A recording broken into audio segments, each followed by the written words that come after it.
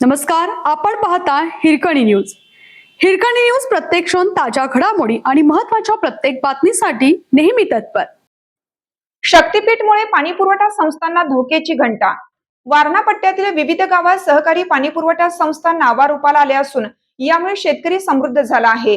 नियोजित शक्तीपीठ महामार्गामुळे पाणीपुरवठा संस्थांपुढे मोठी धोक्याची घंटा असणार आहे. पाईपलाईनच्या जाळ्यासह शेती उद्ध्वस्त होण्याच्या मार्गावर आहे.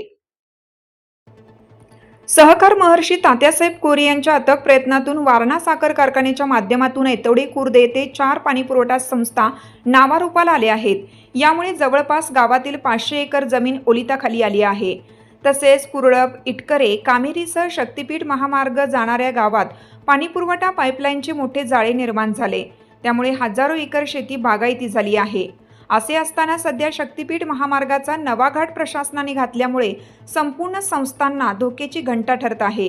ॲडव्होकेट रोहित पाटील म्हणाले, पाणीपुरवठा संस्थांना नियोजित शक्तीपीठ महामार्गाचा फटका बसणार आहे. शेतकऱ्यांचे मोठे नुकसान होणार असल्याने शक्तीपीठ महामार्गाचा घाट बागायती क्षेत्रातून रद्द करावा.